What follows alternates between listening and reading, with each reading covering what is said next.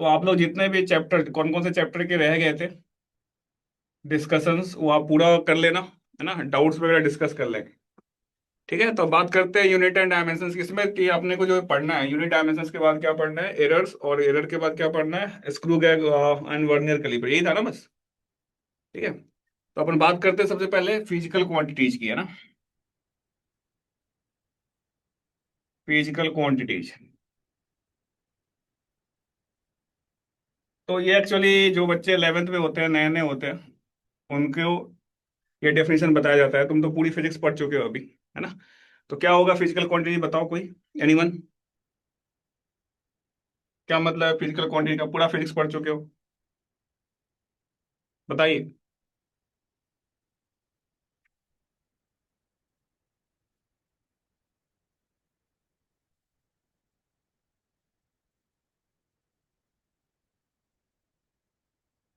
बोलो जी, anyone.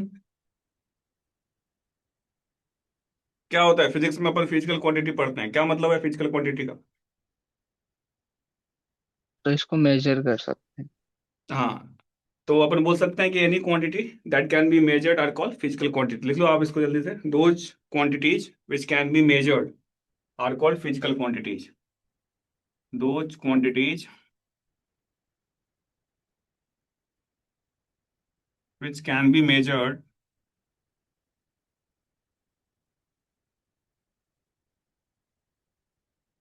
Are called physical quantities.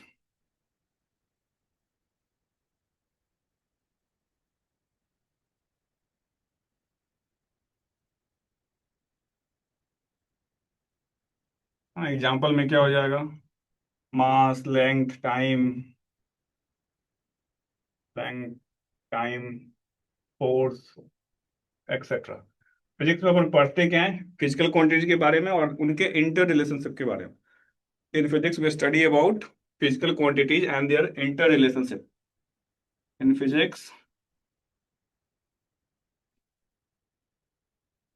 We study about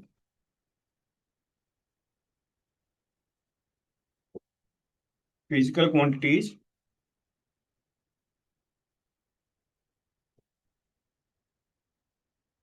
and their inter relationship.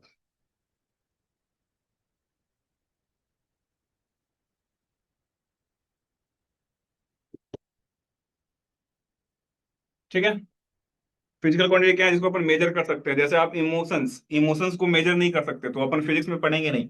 Physics में वही चीज पढ़ेंगे जिसको आप मेजर कर सकते हो। जो भी आपने 11th 12th दोनों में पढ़ा, तो आपने देखा होगा हर एक क्वांटिटी को आप कुछ ना कुछ में मेजर कर सकते हैं। जो जिसको अपन मेजर नहीं कर सकते उसको फिजिक्स में नहीं पढ़ते। तो we study about physical quantity and their inter relationship. Okay, now अगर अगला बात करते हैं मेजरमेंट। मेजरमेंट का क्या मतलब समझते हो, बताओ कोई, एनीवन। मेजरमेंट, मेजरमेंट का मतलब क्या है। सर किसी दूसरी चीज को किसी एक स्टैंडर्ड चीज से कंपेयर करना।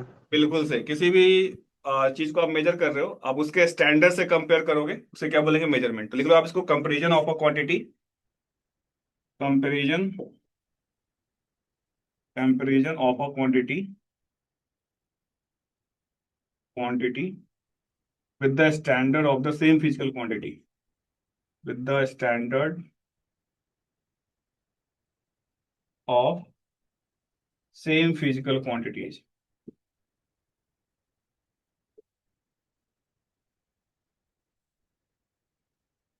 ठीक है, मतलब जैसे मैं बोलूं कि आप राइस खरीद रहे हो 4 किलो, 4 किलो का मतलब क्या है, 1 किलो इसका स्टैंडर्ड है, उसका 4 टाइम्स ले रहे हैं ना। कोई कपड़े ले रहे हो, 10 मीटर कपड़ा चाहिए, यानी वहां पे लेंथ का जो स्टैंडर्ड क्या है 1 मीटर, उसका आप 10 टाइम्स मांग रहे हो, है ना।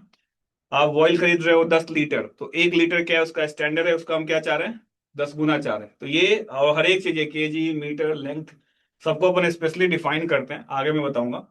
तो किसी भी क्वांटिटी को जब आप कंपेयर करते हो with the standard of the same physical quantity, है ना, ऐसा नहीं कि आप केजी को मीटर से कंपेयर कर लो, मीटर को सेकंड से कंपेयर कर लो।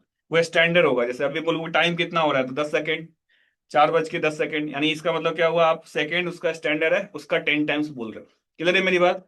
तो ये जो स्टैंडर्ड्स होते हैं इनको क्या बोलते हैं अपन, यूनिट्स बोलते हैं। तो आप आगे लिख लो, these standards are called, these standards these standards are called units। Standards को क्या बोलते हैं बेटा? यूनिट्स बोलते हैं। ठीक है। अब यूनिट्स की क्या खास बात होती है आगे देखते हैं, ये लिख लो, हो गया तो बताना।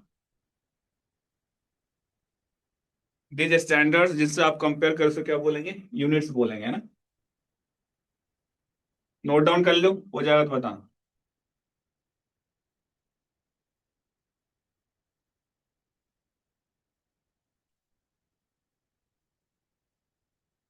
Done sir. डन।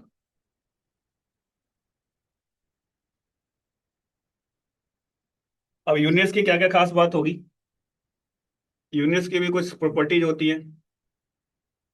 जैसे अगर कोई बंदा अमेरिका में बैठा हुआ, यूएस में, है ना, अगर मैंने बोला कि वहां से कपड़े लेके आओ, 10 मीटर कपड़े लेके आना, ऐसा तो नहीं है कि इंडिया में आके वो 10 मीटर 20 मीटर हो जाएगा ना। ऐसा नहीं है। इसका मतलब स्टैंडर्ड का मतलब है ये ऑल, ये should be accepted by all, है ना, पूरी दुनिया में इसको क्या करना चाहिए? एक्सेप्टेड होना चाहिए। पहली क्वालिटी ये होना चाहिए। दूसरा, हर एक का एक वेल डेफिनेशन होना चाहिए। जैसे केजी का एक वेल डेफिनेशन है ना, वो आपको एनसीईआरटी में मिल जाएगा, मैं यहाँ पे डेफिनेशन नहीं बताने वाला। सिमिलरली लेंथ, मीटर का भी एक वेल डिफाइंड है ना। सिमिलरली टाइम, 1 सेकेंड, सबका एक डेफिनेशन है। तो सब क्या होना चाहिए? वेल डिफाइंड होना चाहिए। तीसरी बात, आसानी से आप इसको प्रोड्यूस कर सकते हो, है ना। जैसे मान लो किलोग्राम चोरी हो गया, तो ऐसा नहीं कि मुझे इसको लाने के लिए किसी एक फिक्स जगह पे जाना पड़ेगा, है ना। केजी का यूनिट आपको हर जगह मिल जाएगा। तो ये सारी प्रॉपर्टीज होती है यूनिट्स की। तो आप यूनिट्स का जो प्रॉपर्टी अगर मैं बोलूं तो क्या क्या बनेगा? Properties of units.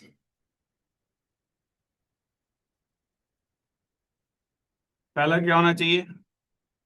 They must be well defined. They must be well defined,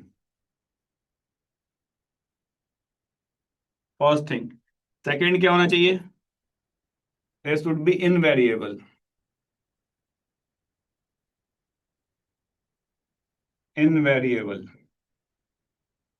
तीसरा,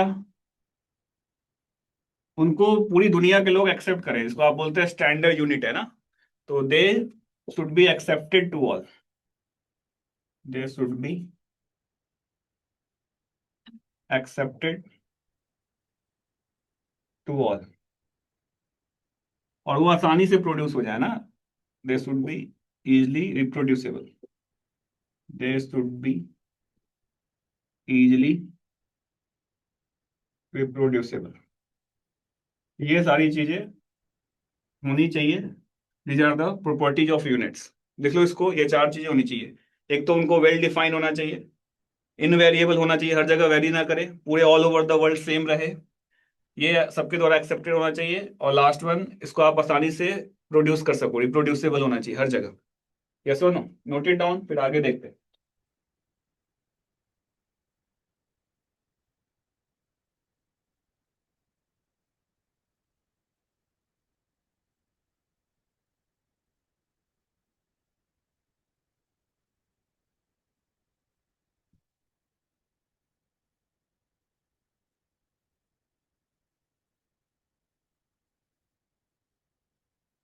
ठीक है।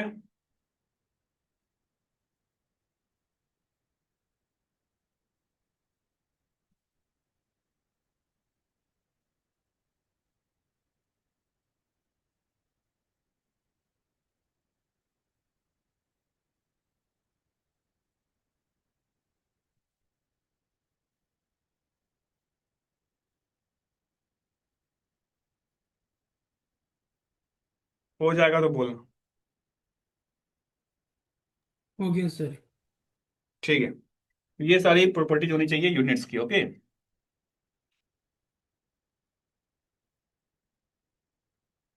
अच्छा, नेक्स्ट देखना ध्यान से कि अब ये यूनिट्स को अपन, है ना, दो पार्ट में डिवाइड करते हैं। यूनिट्स को तो नहीं, मतलब फिजिकल क्वांटिटीज को, जितने भी फिजिकल क्वांटिटीज हैं,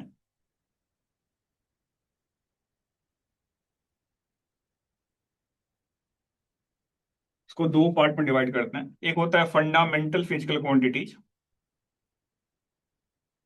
फंडामेंटल फिजिकल क्वांटिटीज,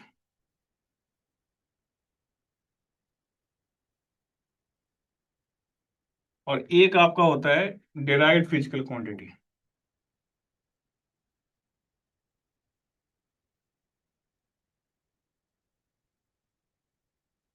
ठीक है। तो फंडामेंटल फिजिकल क्वांटिटी क्या होता है? ये क्या होते हैं, आपस में इंटर डिपेंडेंट नहीं होते हैं ना। ये इनकी संख्या कितनी होती है? 7। There are 7 fundamental physical quantity. इसको बेस क्वांटिटी भी बोलते हैं। क्या बोलते हैं? बेस क्वांटिटी भी। बेस क्वांटिटी भी बोलते हैं। तो ये आपस में क्या होते हैं? डिपेंडेंट नहीं होते। जैसे कि मास का लेंथ से कोई लेना देना नहीं है, लेंथ का टाइम से कोई लेना देना नहीं है, टाइम का टेम्परेचर से कोई लेना देना नहीं है। ये सभी को क्या बोलेंगे? Fundamental physical quantity. यस और नो? और जो फिजिकल क्वांटिटी इससे डिराइव होते हैं उसे क्या बोलते हैं? Derived physical quantity. क्लियर है मेरी बात? ये इसकी संख्या कितनी होती है? 7। इसकी कितनी भी हो सकती है। यस और नो? तो लिख लो इसको, फिर मैं आगे बताता हूँ फंडामेंटल फिजिकल क्वांटिटी क्या क्या होते हैं और इनके यूनिट्स क्या क्या होते हैं। लिख लेना कि those physical quantities which are not dependent to each other, yeah, which are independent to each other are called fundamental physical quantity. These are independent to each other. These are independent to each other. इनको fundamental physical quantity बोलते हैं या base quantity भी बोलते हैं। और derived क्या है? They are derived from base quantities. ठीक है, बात समझ में आ रही है? कोई दिक्कत है बताओ।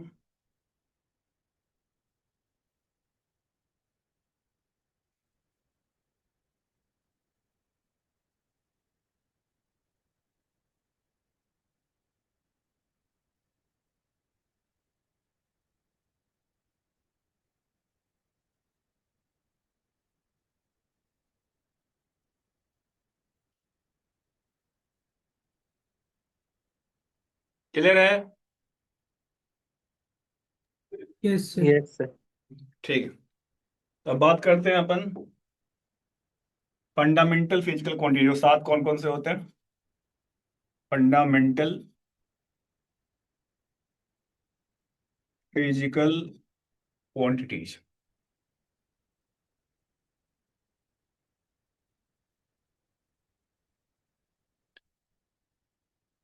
फंडामेंटल फिजिकल क्वांटिटीज, ठीक है। कौन कौन से होंगे? तो पहला होता है आपका मास,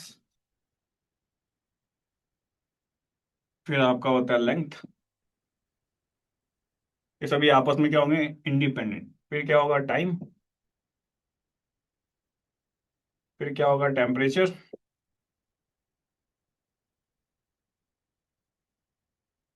फिर क्या होगा आपका? Electric current.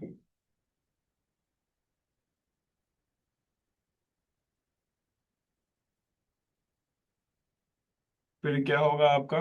बताओ। अमाउंट ऑफ सब्सटेंस, नहीं, अमाउंट ऑफ सब्सटेंस। और एक होता है लुमिनियस इंटेंसिटी।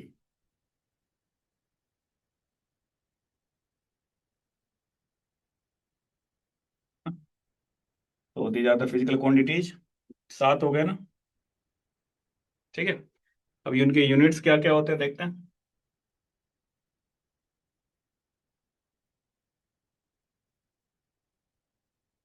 इनका अगर आप ऐसा यूनिट देखो, है ना, ऐसा यूनिट, मास का क्या होगा? KG, kilogram. लेंथ का क्या होगा? मीटर। टाइम का क्या होगा? सेकंड। टेम्परेचर का क्या होगा? केल्विन। इलेक्ट्रिक करंट का क्या होगा? एम्पियर। अमाउंट ऑफ सब्सटेंस क्या होता है? मोल। और ल्यूमिनस इंटेंसिटी कहता है कैंडेला। ठीक है। अगर आप इसका ये ऐसा यूनिट है, सीजीएस देख लो। सीजीएस में देखोगे तो क्या होगा? ये ग्राम। मीटर क्या होगा? सेंटीमीटर। सेकंड का सेकंड ही होगा। केल्विन। ठीक है। और ये डिफाइन करते हैं इसमें। एम्पियर देख लेना एक बार, एम्पियर को भी, सर एम्पियर होता है, चेक कर लेना इसको तो। और अगर यहाँ पे नोटेशंस देखें, नोटेशन देखें तो मास को एम से नोट करते हैं, लेंथ को एल से, टाइम को टी से, टेम्परेचर को थीटा से, इलेक्ट्रिक करंट को आई से या ए से भी कर सकते हैं, ठीक है, अमाउंट ऑफ सब्सटेंस को मोल से, और लुमिनस इंटेंसिटी को कैंडला सीडी से। लिख लो इसको जल्दी से। तो these are the representations and their units. देखना सीजीएस में करंट है या नहीं, चेक कर लेना एक बार। ग्राम सेंटीमीटर सेकंड तो है, टेम्परेचर में आपका केल्विन है, केल्विन है या सेल्सियस होता है? सर शायद सेल्सियस होगा टेम्परेचर। सेल्सियस होगा, हाँ। इसका सेल्सियस कर देना, डिग्री सेल्सियस। और एक बार इसका चेक करो करंट का है कि नहीं, करंट का होता है या नहीं सीजीएस? पर बायट होता है इसका सीजीएस में। बायट, okay.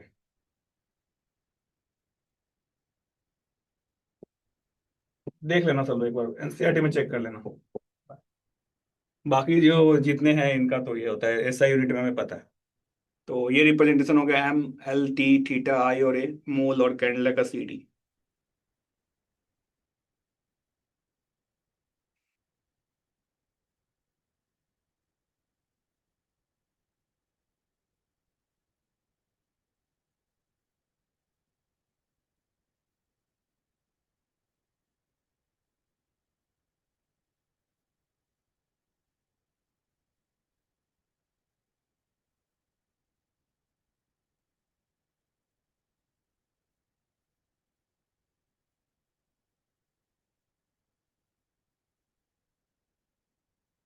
Done.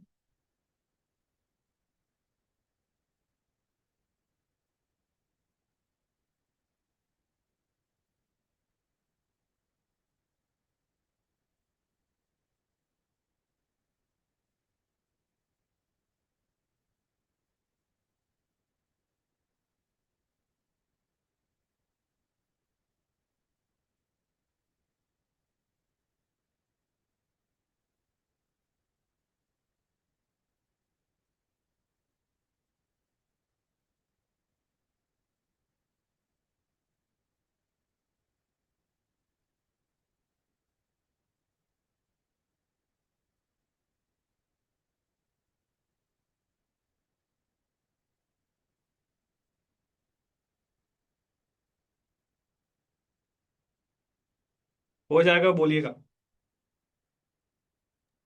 Done okay sir. Sir. हो गया, ओके। अब डिराइव फिजिकल क्वांटिटी क्या होंगे, जिनको हम इन फंडामेंटल क्वांटिटी के फॉर्म में लिखते हैं, ठीक है। तो अब अगर अपन आगे बात करें कि डायमेंशनल फॉर्मूला,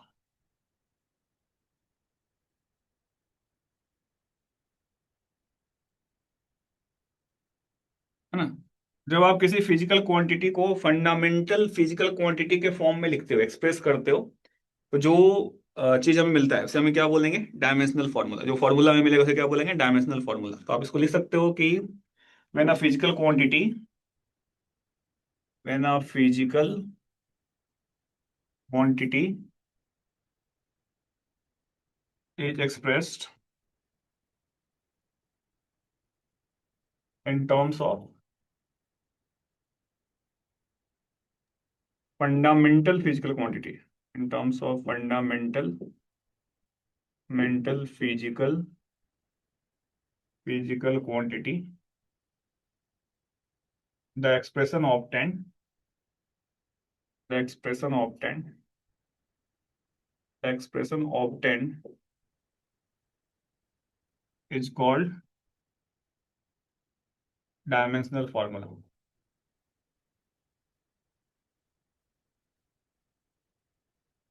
ठीक है। और जब आप ये डायमेंशनल फॉर्मूला लिख रहे होते हो तो उसमें जो फंडामेंटल फिजिकल क्वांटिटी है उसके जो पावर्स होते हैं उसको डायमेंशंस बोलते हैं, ठीक है। तो मैं बोल सकता हूँ the power to the base quantity, the power to base quantity in the expression of a physical quantity in the dimensional form, actually in the dimensional formula of a physical quantity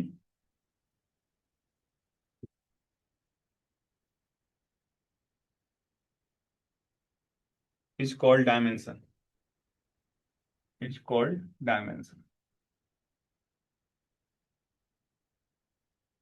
ठीक है, बात समझ में आई मेरी? तो जो power होगा base quantity का डायमेंशनल फॉर्मूला में, फिजिकल क्वांटिटी के, उसको क्या बोलेंगे अपन? डायमेंशन बोलेंगे। ठीक है, तो डायमेंशनल फॉर्मूला, डायमेंशन दोनों अलग अलग चीज है। डायमेंशनल फॉर्मूला क्या है? जब किसी फिजिकल क्वांटिटी को फंडामेंटल फिजिकल क्वांटिटी के टर्म में लिख रहे हो, जो एक्सप्रेशन मिलेगा उसे क्या बोलेंगे? Dimensional formula. और जब बेस क्वांटिटी का जो पावर्स होगा उसे क्या बोलेंगे? डायमेंशंस। क्लियर है चीज? जैसे अगर मैं बोलूं कि आप स्पीड का, स्पीड एक फिजिकल क्वांटिटी है, इसका डायमेंशनल फॉर्मूला बताओ, तो स्पीड क्या होता है? लेंथ अपॉन टाइम, यस और नो? तो आप अगर इसको फंडामेंटल के फॉर्म में लिखोगे, हेलो, हाँ सर मैं क्लास में हूँ, करता हूँ, व्हाट्सअप कर दिया, व्हाट्सअप व्हाट्सअप, हाँ हाँ व्हाट्सअप कर, हाँ हाँ हाँ, वो कर दीजिए ठीक होगा। हम्म। हाँ मैं क्या बोल रहा था, जैसे स्पीड है बेटा ना, तो इसको अगर मैं बोलूँ ये फिजिकल क्वांटिटी है, इसको मुझे फंडामेंटल फिजिकल क्वांटिटी के टर्म में लिखना है। तो फंडामेंटल फिजिकल क्वांटिटी कितने होते हैं? 7 होते हैं। इनके टर्म में लिखूं तो क्या होगा? Length by time.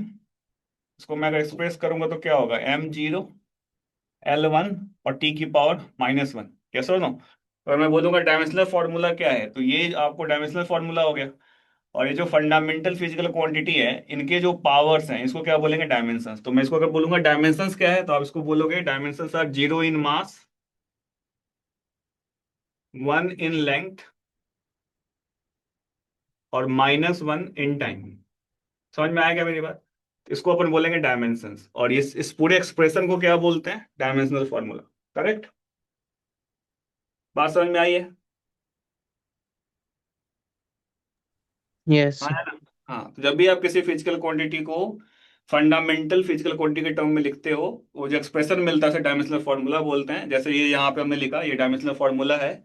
और ये जो बेस क्वांटिटी है, जो फंडामेंटल फिजिकल क्वांटिटी है, उसके पावर्स को क्या बोलेंगे? डायमेंशंस। तो यहाँ पे अगर आपसे कोई बोले कि स्पीड का डायमेंशंस क्या है, डायमेंशनल फॉर्मूला पूछता है तो क्या होगा? m0 L1 t−1। अगर कोई पूछता है डायमेंशंस क्या है, तो क्या बोलोगे? 0 in mass, 1 in length and -1 in time. ये होता है बोलने का तरीका। यस और नो?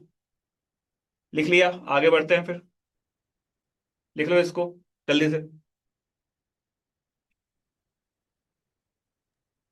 Done sir. डन। तो जैसे अगर मैं बोलूं कि आप कुछ फिजिकल क्वांटिटी का डायमेंशनल फॉर्मूला लिख के बताओ, write down the dimensional formula, dimensional formula of following physical quantity.